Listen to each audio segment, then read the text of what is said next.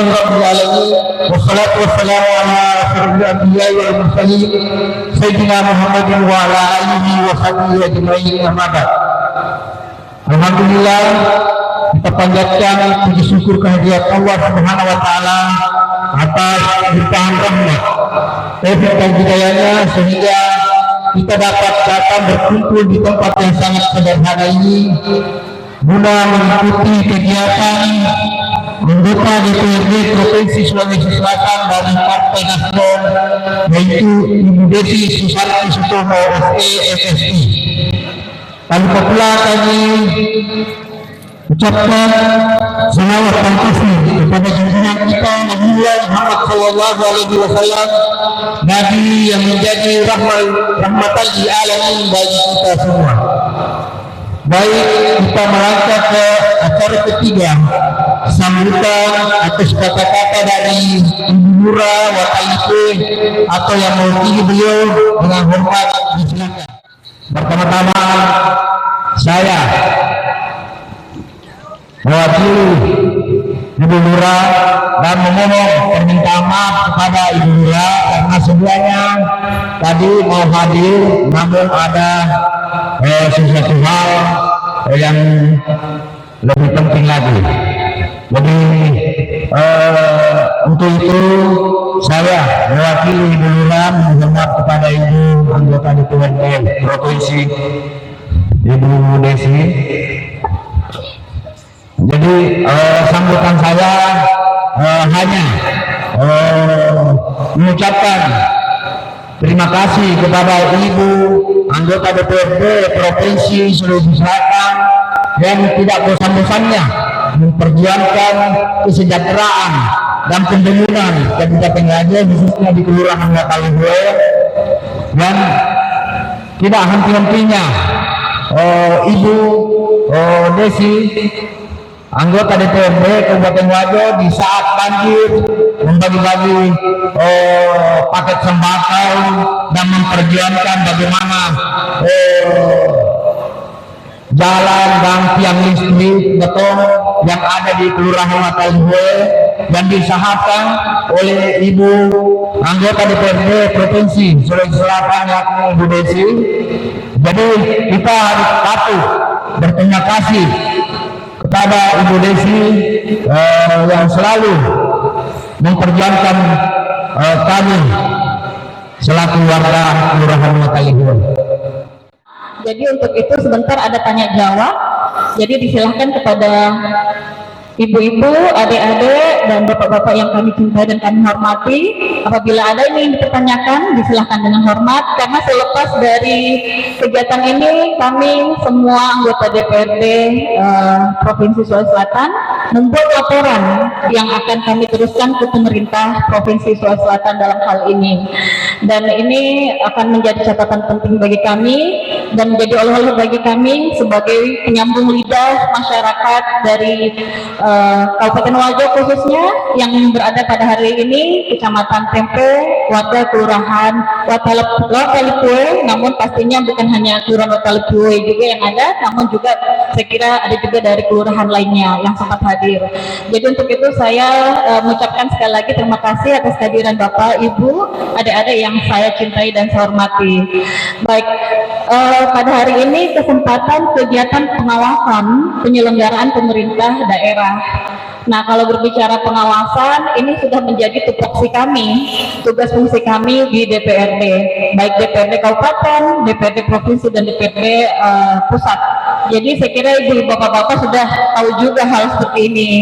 Jadi setiap ketemu juga saya sudah menyampaikan bahwa inilah tupoksi kami, dan sekarang ini pengawasan kami mempunyai 3 fungsi yang sama di DPRD, yaitu pengawasan, penganggaran, dan legislasi. Legislasi itu adalah membuat peraturan daerah atau undang-undang untuk pusat. Itu tingkat tinggi lagi undang-undang.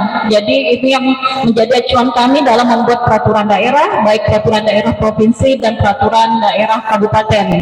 Ya, dan juga untuk penganggaran ini salah satunya adalah berkaitan juga dengan pengawasan, karena setelah program-program yang dianggarkan kami turun ke masyarakat dan mendengar aspirasi dari program-program yang telah dianggarkan tersebut, apakah telah sesuai dengan regulasi yang ada dan kebijakan-kebijakan yang ada, atau berjalan baikkah di masyarakat dan diperlukankah apa efeknya ke masyarakat. Yang ini menjadi penganggaran dan pengawasan bagi kami. Untuk itu sebentar saya membuka tanya jawab kepada Bapak Ibu-ibu yang ingin bertanya, disilahkan dengan hormat. Nama saya Sri Nensi dari Lorondo 1. Adapun yang ingin kami tanyakan di sini yaitu masalah jalanannya, karena kita kan sudah rawan dari banjir. Jadi kami minta supaya ditambah sedikit tingginya, bukan cuma di lorong saya tapi seluruh lorong di Kelurahan Hotalipun, karena banyak juga yang rusak parah. Jadi kami mohon dipertimbangkan itu, Bu. Dan satu lagi di lorong 3 ada sedikit permintaan di sana untuk ditambah sedikit listriknya, yang listriknya masih gelap kalau kita lihat di sana. Oh, lampu jalan maksudnya, Bu. Oh iya. Masih ada? Mungkin itu cuma saya permintaan kami, Bu. Kasih banyak. Assalamualaikum warahmatullahi wabarakatuh. Yang memiliki yang BPJS Kesehatan yang dibiayai oleh pemerintah, dan banyak yang menggunakan di puskesmas itu masih aktif, Bu. Tetapi ketika ingin dipakai di rumah sakit umum biasa tidak aktif. Nah, ada salah satu teman katanya waktu diperiksa di BPJS Kesehatan masih aktif, terus dia mau berobat di puskesmas tiba-tiba tidak aktif, Bu. Nah, jadi dia pergi melapor di BPJS, katanya tidak ada sekarang anggaran bagi BPJS yang dibiayai oleh pemerintah, katanya. Nah, jadi teman saya itu langsung disuruh alihkan saja ke BPJS Mandiri. Nah, itu yang ingin saya tanyakan. Terima kasih. Karena sebelum dibangun Bendung Gerak, kami mengalami bahwa air yang ada di Danau Tempe itu ada kesempatan para petani menanam. Semenjak adanya Bendung Gerak ini, kayaknya untuk keringnya Danau Tempe itu tidak ada. Jadi kurang lebih ada 4 tahun ini betul-betul dampaknya itu yang kita rasakan itu. Karena kalau hujan biasanya 1-2 hari itu airnya itu belum terlalu cepat naik. Tapi semenjak adanya Bendungan Gerak ini, kayak kemarin ini, bulan yang lalu, baru 2 hari itu hujan, luar biasa naiknya air. Jadi masyarakat merasakan dampaknya banjir ini karena mungkin pengaruh dari Bendungan Gerak itu. Bismillahirrahmanirrahim. Assalamualaikum warahmatullahi wabarakatuh. Terima kasih kepada Ibu Desi. Saya akan menjawab pertanyaan dari Ibu Vivi Mardiani dari Jalan Haji Anggur 5 terkait dengan masalah BPJS. Bu, untuk sementara ada 40.000 BPJS diwajib yang dinonaktifkan, tapi nanti bulan 3 ada pengusulan, Bu. Makanya dari itu untuk keluarga Bapak Ibu harus memperbaiki dokumen-dokumen yang Anda pegang saat ini. Masalah kartu keluarga harus berbarcode. Tapi Bu, yang tidak masuk data DTKS, artinya data DTKS, data terpadu keluarga sejahtera. Mohon Ibu RT-nya bawa kartu keluarga masing-masing di RT. Ada pun yang disampaikan mengenai ketidakaktifan. Nanti bulan berapa, Bu? Nanti Maret baru terdaftar. Tidak ada yang namanya emergensi. Jangan segan-segan ke kelurahan untuk minta keterangan tidak mampu. Yang memang betul-betul tidak mampu, baru dibawa ke dinas sosial. Jadi jangan takut dan nanti saya sakit tidak aktif saya punya BPJS yang dibayar oleh pemerintah. Insya Allah pemerintah Kabupaten Wajo mengusahakan untuk melindungi masyarakatnya. Terima kasih. Untuk masalah listrik, sebenarnya ini kewenangan kabupaten dan kewenangan pusat.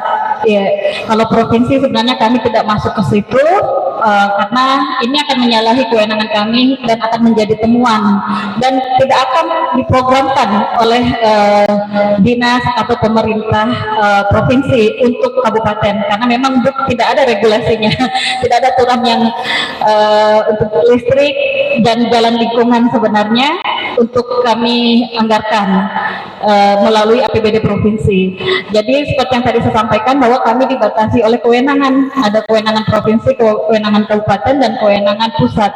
Jadi kalau untuk listrik ini kewenangan dari kabupaten dan juga pusat, dan untuk jalanan sekira sudah menjawab pertanyaan kita juga, jalan lingkungan tadi yang diminta ditinggikan ini kewenangan dari kabupaten. Ya. Namun saya kira ini menjadi perhatian, bukan saya kira, memang ini menjadi perhatian bagi kami, meskipun saya sendiri pribadinya berada di provinsi, namun aspirasi yang masuk pada hari ini akan saya sampaikan ke pemerintahan daerah Kabupaten Wajo.